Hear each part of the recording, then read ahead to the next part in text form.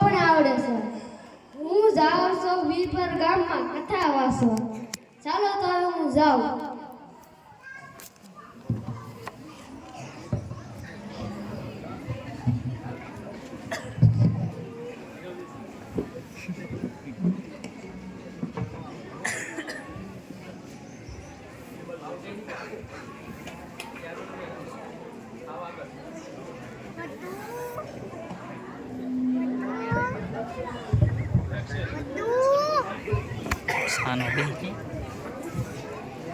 રામ રામ.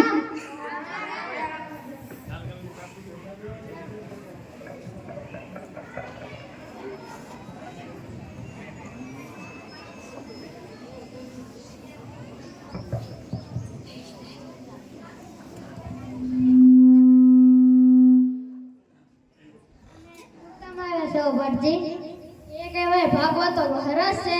એમાં શ્રી કૃષ્ણ ભગવાનનું લીલાનું વર્ણન છે ને પારણા કરવામાં આવ્યા છે. બહુ સારું. પણ અમારે એક વદાર છે. શું? જો અમે હરે નમઃ બોલતા થાકી ગયા તો અમે તમને 5000 રૂપિયા શીખમાં આપશું. અને તમે કથા વાંચતા વાંચતા થાકી ગયા તો તમારે ભાગવત મેકીને જતું રહેવું. કાંઈ વાંધો નહીં. હાલો તો હું ભાગવત વાંચવાનું ચાલુ કરું. વક્રતુંડ મહાકાય સૂર્યકોટી સમપ્રભ નિર્વિઘ્नं કુરુ મે દેવ સર્વકાર્યેષુ સર્વદા. ગુરુ બ્રહ્મા ગુરુ વિષ્ણુ ગુરુ દેવો મહેશ્વર ગુરુ સાક્ષાત પરમ બ્રહ્મ તસ્મૈ શ્રી ગુરુવે નમઃ. નમસ્તે શારદે દેવી વીણા પુસ્તક ધારિણી વિદ્યારંભમ કરીશ્રામે પ્રસન્ન ભો સર્વદા. એલા પટેલિયા તો હાળા, એને તો ખાલી હરે નમઃ બોલવાનું, મારે તો એટલું બધું બોલવાનું. હવે મારથી નહીં બોલે, આ તો મારો હાથ બેસી જાઓ. આલ્યો મારી જાઓ. હું તમને શ્રાપ દેવો છું, તમે તો એક દી હારશો.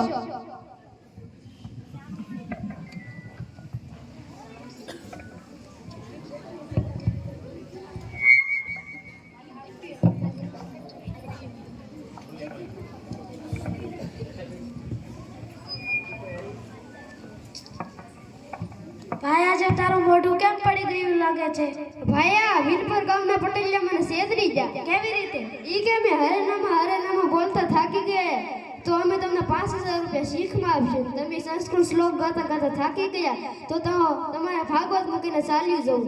એવી રીતે તને છેતરી ગયા? હા. જો હું ઈ જ ગામમાં જાઉં ને તારું ભાગવત લાવું તો જ હું કરો. જો હું ન લાવું તો આ મારી ચોટલી છે તો કાપી નાખજે. ચાલો હું જાઉં છું.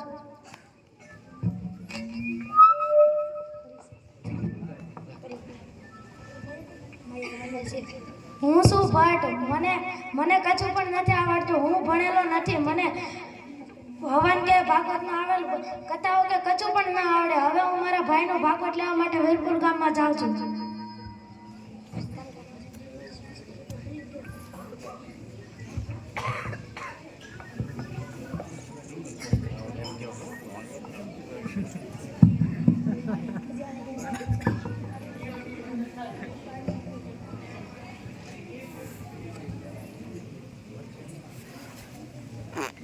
રામ રામ.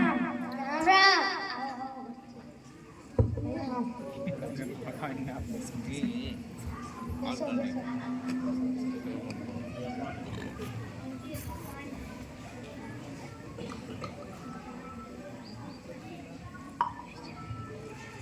તમે પણ એ ભાગવત મેકવા આવ્યા છો કે એક ભટ્ટ તો આવ્યા હતા, એ તો ભાગવત મેકીને જતા રહ્યા. બધા ભટ્ટ સરખા ન હોય. હું તો ડિંગલ શાસ્ત્રી છું. ડિંગર શાસ્ત્રી શું કહેવાય? એ એક શાસ્ત્ર છે. પણ અમારે વદાર છે. જો અમે હરે નમઃ બોલતા થાકી ગયા તો અમે તમને 5000 રૂપિયા શીખમાં આપશું. અને તમે કથા વાંચતા વાંચતા થાકી ગયા તો તમારે ભાગવત મેકીને જતું રહેવું. અમારે કબૂલ છે, પણ અમારે એક વધારાનો હજી વધાર છે. જુઓ, હું જીતી ગયો અને તમે હારી ગયા તો પેલું ભાગવત છે તે પણ મને આપવું પડશે. મંજૂર છે? અમારે પણ મંજૂર છે. ચાલો હવે આપણે કથા વાંચવાનું ચાલુ કરીએ. જે કહેવાય તે શ્રી કૃષ્ણ ભગવાન ગરુડ ઉપર બેસે. ગરુડ તો તેમનું વાહન કહેવાય. આ ગરુડ પંખી તો આ મુલકમાં પંખીનો રાજા કહેવાય. આ કહેવાતે શ્રી કૃષ્ણ ભગવાને એક દિવસ પૂછ્યું, હે ગરુડ, તમારે કઈ નાત બાત ખરી કે? આ ગરુડજી ઉત્તર આપે છે, હે મહારાજ, મારે તો નાત તો છે, પણ બધાએ મળીને મને નાતની બહાર મૂક્યા છે. આ જે કહેવાય તે શ્રી કૃષ્ણ ભગવાને બધા પક્ષીઓને ભેગા કર્યા અને 500 બુગણનો કોથળો છોડ્યો અને તેમાં બધા જ પક્ષીઓને પૂર્યા. આ તે પક્ષીઓ તો બધા કોથળાની અંદર કેવી કેવી કરવા માંડ્યા. ત્યાં તો કોથળામાં એક પાકું રહી ગયેલું. આ પછી એક પાકામાંથી જે કહેવાય તે એક પક્ષી ઉડ્યું ને ફર. આ કહેવાય તે બીજું પક્ષી ઉડ્યું ને ફર. આ ત્રીજું ઉડ્યું ને ફર. આ ચોથું ઉડ્યું ને ફર. આ પાંચમું ઉડ્યું ને ફર. આ છઠ્ઠું ઉડ્યું ને ફર. આ સાતમું ઉડ્યું ને ફર. આ આઠમું ઉડ્યું ને ફર. આ નવમું ઉડ્યું ને ફર. આ 10મું ઉડ્યું ને ફર. આ 11મું ઉડ્યું ને ફર. આ 12મું ઉડ્યું ને ફર.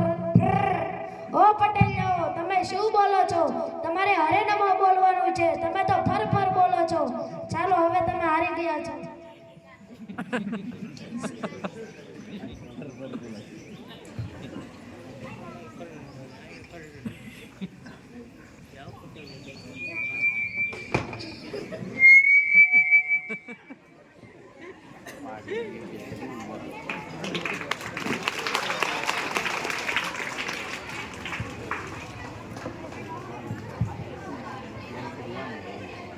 હા, હાલે તારું ભાગવત અને હાલે થોડાક પૈસા પણ.